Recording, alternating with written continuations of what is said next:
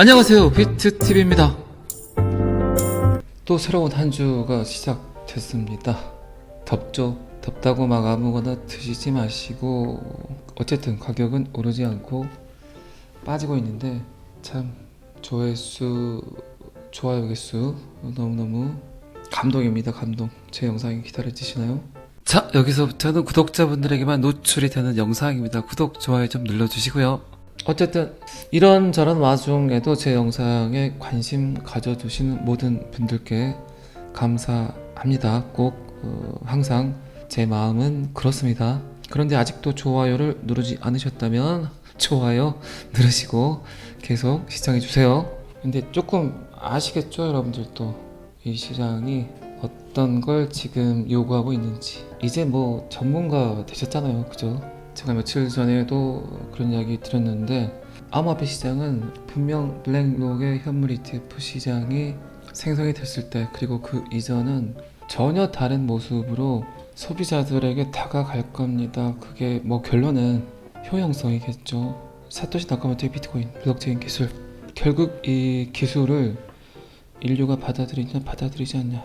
그런데 지금 전 세계 방방곡곡에서 터지는 문제들의 거의 90%가 데이터의 신뢰죠, 신뢰. 뭐 제가 자주 드렸던 말 중에 하나가 더 이상 사람이 사람에게 하는 말을 믿지 않는다, 신뢰하지 않는다. 그게 가장 중요하죠. 그런데 그들은, 수많은 인플루언서들, 정책 입안자들은 자신의 말을 좀 믿어달라고 하죠. 그런데 점점 사람들은 그들을 믿지 않고 있죠. 인정하시죠? 어쨌든 뭐 저도 사람인데 그래도 약간 믿음이 가시죠. 왜 그럴까요? 그거는 제가 전혀 이해관계가 없기 때문입니다. 여러분들이 저를 통해서 비트코인, 뭐 이더리움, XRP를 산다고 해서 저한테 얻어지는 게 없습니다. 그들이 저에게 돈을 주는 것도 아니고, 그만큼 사람들은 공정과 공평을 이야기하죠. 그래서 이해관계가 굉장히 중요하죠. 여러분들도 아마 사회생활 하시면서 그런 것들이 굉장히 중요할 거예요.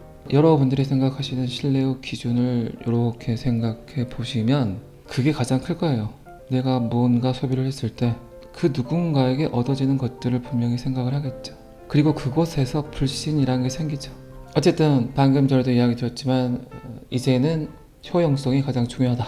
저도 뭐 어쨌든 사람이기 때문에 저랑 생각이 비슷한 사람의 말에 더 귀 기울이겠죠. 그래서인지 브래드 갈링하우스의 이야기에 좀 더 귀 기울인 것 같습니다. 저랑 거의 생각이 비슷한 것 같아요. 어쩌면 브래드 갈링하우스도 제 영상을 구독하지 않나 라는 생각이 들 정도로 일치하는 부분이 꽤 많은 것 같습니다. 그리고 제가 저번 주에 광고를 하나 올렸죠. 광고는 광고일 뿐이에요. 어쨌든 크리에이터에게 광고 수익은 그나마 제 영상을 기다리시는 분들에게 영상을 원활하게 만들 수 있도록 도움이 되겠죠. 근데 제가 그거 보니까 엠버월드 코인을 홀드하고 계신 분들에게는 도움이 될 것 같아서 제가 광고를 했고요. 자, 어쨌든 리플 CEO 브래드 갈링하우스는 요것이 암호화폐 산업이 대량 채택을 촉진하기 위해 집중해야 될 일이다. 무엇일까요, 과연? 어떤 걸 해야만 암호화폐가 정상적으로 채택이 될까요? 요번 지금 XRP를 했죠. 아펙 2024에서 굉장히 다양한 이야기를 하고 있습니다. 결국 리플 CEO도 암호화폐 산업이 기하급수적으로 성장하려면 실제 사용 사례를 개발해야 된다고 주장하고 있습니다. 저와 똑같죠. 그리고 그런 실제 사용 사례가 현실화가 되기 위해선, 인류가 받아들이기 위해선 법 제어가 가장 중요하겠죠. 투명성을 가져야 되겠죠. 지금 시대에 법이 없다면 어떻게 불안해서 살겠습니까? 그냥 아무것도 갖춰지지 않고, 그 어떤 조미료도 첨가되지 않고, 그 어떤 맛을 내는 향신료도 들어가 있지 않은 음식이 비트코인이죠. 비트코인. 그냥 날 것 그 자체죠. 여러분들이 지금 당장 돼지를 잡았다고 해서 그 돼지를 바로 먹을 수 있습니까? 분명히 돼지고기를 먹기 위해서는 수많은 과정을 거쳐야 되겠죠. 그런데 날 것 그 자체가 비트코인. 그리고 여러분들의 밥상 위에서 아주 맛있게 조리가 돼서 차려진 돼지고기가 XRP라고 생각하시면 이해가 빠르실 거라고 생각을 합니다. 어쨌든 방영 또한 고객은 귀하가 어떤 기술을 사용하고 있는지 관심이 없습니다. 그들은 문제가 해결되기를 원하고 있습니다. 암호화폐 매크로 생태계에서 제가 확실히 많이 이야기하는 것 중 하나는 유틸리티에 집중해야 된다는 것이다. 사용할 수 있냐 사용하지 못하냐, 결국 그게 가장 중요하다. 그리고 그 가장 최종 목적지가 저는 CBDC라는 이야기를 했죠. 디지털 커런시, 중앙은행 디지털 화폐. 그리고 최근 리플레 스테이블 코인 RLUSD라고 이제 이름이 지어졌죠. 그리고 그놈은 블록체인이 할 수 있는 모든 일을 가능하게 할 수 있다. 디파이, NFT, RWA, 스마트 컨트랙트, 그리고 거래의 도구까지. 자, 그러면 여러분들이 지금 당장 스마트폰이 없다면 얼마나 바쁜 하루를 보내야 될까요? 지금도 물론 바쁜데 여러분들이 그냥 걸어 다니면서 이곳저곳 찾아다니면서 일 처리를 했던 모든 일들을 이제 스마트폰 하나로 정리를 하고 있죠. 결국 이곳저곳 가서 해야 될 일은 진짜 내가 나임을 증명해야 됐죠. 그런데 스마트폰은 굳이 그렇게 다닐 필요가 없이 그냥 앉아서 쇼핑을 하고, 앉아서 은행 업무를 하고, 그리고 앉아서 수많은 사람들과 소통을 하고, 이제는 뭐 화상통화까지 직접 볼 수 없으면 화면 속에서 그 누군가와 대화를 하고 있죠. 이렇듯 돈도 이제 그렇게 변할 거란 거죠. 돈을 환전을 하기 위해서, 그리고 대출을 받기 위해서 이곳저곳 다닐 필요가 없고, 내가 부동산 거래를 하기 위해서 여러 개의 계약서를 따로 쓸 필요가 없다는 겁니다. 이제 그런 시대가 오고 있다는 거죠. 거래를 하면서 계약서까지 작성해버리는, 그리고 그 안에서 등기 업무까지 가능하게 해버린다면. 그런데 그게 현실화는 될 수 있지만 너무나 불안했죠. 특히 돈 거래는. 그걸 가능하게 한 게 비트코인의 블록체인 기술이라는 거죠. 비트코인 백서에 사토시 나카모토가 분명히 써놨죠. 이중지불, 더블 스펜딩. 다른 건 다 복제가 돼도 괜찮은데 돈이 복제가 돼서는 안 된다. 그게 가장 위험하다. 내가 물건을 보냈는데 받지 않았다고 하는 소비자, 내가 돈을 보냈는데 받지 않았다고 하는 판매자. 그래서 돈이 디지털화 되는 게 불안하다. 방금 제가 했던 말도 사토시 나카모토의 비트코인 백서에 나와 있습니다. 되게 지금 들으니까 여러분들 유치하시죠? 그리고 지금 여러분들이 온라인 유통을 통해서 내가 돈을 보냈는데 받지 않았다고 하면 어떻게 하지? 여러분들 소비자 입장에서, 그리고 여러분들이 판매자라면 내가 물건을 보냈는데 택배가 도착하지 않았다고 하는 소비자가 있으면 어떻게 하지? 살짝 불안하시죠? 그리고 아직까지 그런 일들이 빈번하게 일어나고 있죠. 방금 제가 말씀드렸던 게 되게 단순하지만 여러분들의 일상 속에서 느끼는 것들이지만 그냥 비트코인 백서입니다.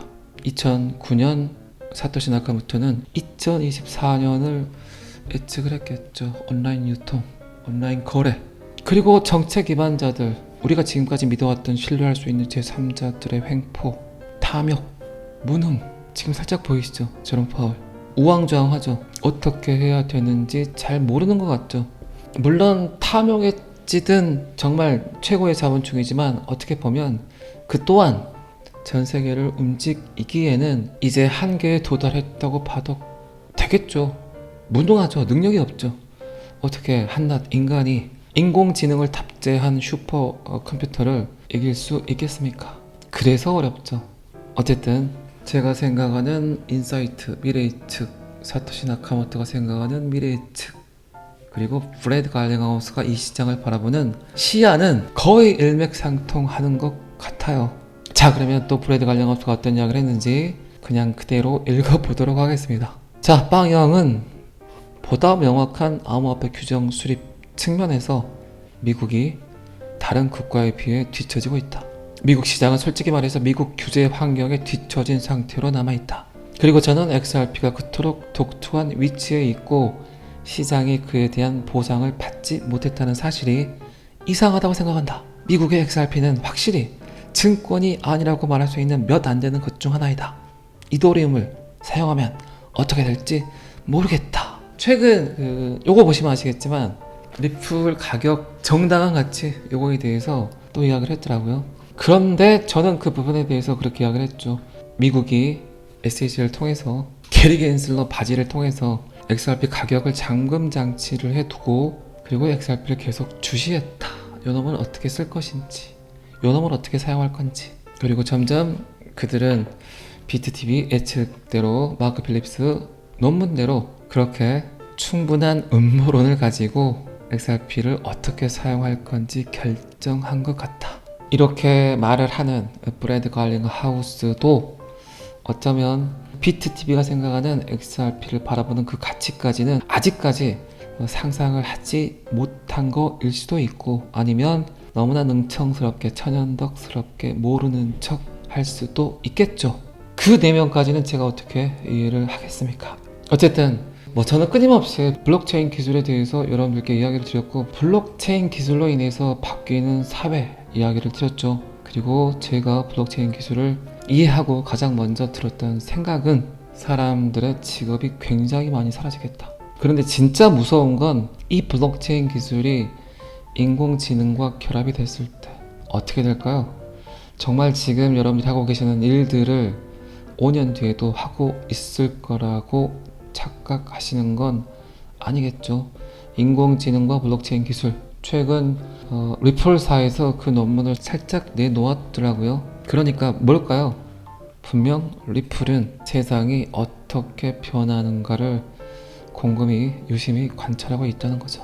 리플 스테이블 코인을 두고 분명 배후에 미국이 있을 거라고 예측을 했던 저지만, 그리고 방금 브래드 갈링하우스가 미국이 너무 뒤처지고 있다고 이야기를 했지만, 미국은 항상 늘 그래왔듯 다 차려진 밥상에 숟가락을 얹게끔, 그렇게 할 수 있게끔 모든 시나리오를 각본을 만들어 가서 결국 그렇게 맛있는 밥을 떠먹으려고 할 겁니다. 심지어 어쩌면 입만 벌리고 그 누군가 떠먹여 줄 수도 있겠죠.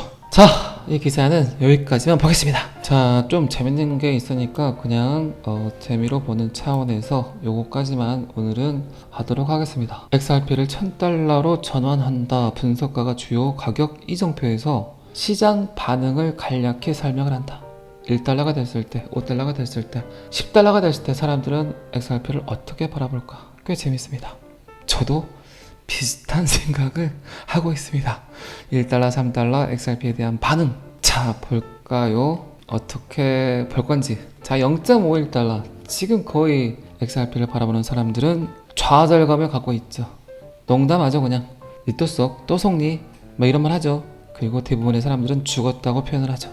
그리고 찔끔 올라서 1달러를 가게 되면 에게 1달러? 다른 애들 얼마나 많이 갔는데 그걸로 설레발을 치니 그냥 밈코인 사자 라고 생각할 수도 있겠죠. 그리고 3달러, 아유 이제 겨우 올타임 하이 갔네, 전고점 갔네, 또 떨어질 거야, 이러겠죠. 그리고 5달러, 여기서부터 이제 대중들이 혼란스럽겠죠. 왜 가는 거지? 나는 그냥 XRP에 대해서 디테일하게 알아보지 않고 그냥 가격만 보고 있었는데, 비트TV 썸네일만 보고 저 새끼 또 사기치네 이러고만 있었는데 5달러를 가버리네 진짜, 이러고 있겠죠. 그리고 10달러, 포모, Fear of Missing Out, 나만 모질이 되는 거 아닌가? 어친직 탔어야 되는가? 비트TV가 그렇게 이야기했을 때 그냥 샀어야 되는 거 아닌가? 현타가 오죠. 자괴감이 느껴지죠. 좀 더 알아봤어야 되는데 내가 무시만 하고 있지 않았는가? 라는 생각을 하겠죠. 그리고 그들은 그렇게 위안을 합니다. 어떻게 위안을 삼을까요? 3달러 정도 갈 거야. 그렇게 되면 그때는 좀 사볼까? 이런 생각 하겠죠. 자, 그리고 100달러를 가게 되면 포모, 현타, 오마이갓 이런 말들을 하면서 그때부터 XRP 리플이 갖고 있는 파트너십 그리고 유용성에 대해서 공부를 하겠죠. 그리고 이제 RWA에 대해서도 더 들여다보겠죠. 그때쯤 되면 RWA, 레리 핑크가 말했던 모든 자산의 토큰화, 그 중심에 XRP가 있음을 직감을 하겠죠. 자, 그리고 이제 1000달러, 모든 암호화폐를 인풋하고 그리고 전통금융까지 완벽하게 인풋을 하고 XRP는 모든 돈이 되겠죠. 그리고 사람들은 그때부터 1XRP를 구매하기 위해서 매월 저축을 할 수도 있겠죠. 제가 말하는 게 아닙니다. 특정 또라이 인플루언서가 이런 글을 썼어요. 저는 그 이상이죠. $10,000를 간다고 생각을 하기 때문에 충분히 더 또라이라고 생각을 하시는 게 맞을 겁니다. 항상 이야기 드리지만 그게 어딨어, 그게 되겠어 했던 모든 일들이 결국 현실이 되고 팩트가 되는 시대에 여러분들은 지금 제 영상을 들으시면서 즐거운 월요일을 맞이하시는 것 같습니다. 오늘은 여기까지 하겠습니다. 구독과 좋아요는 저를 항상 너무너무너무 힘나게 합니다. 감사합니다. 비트TV였습니다.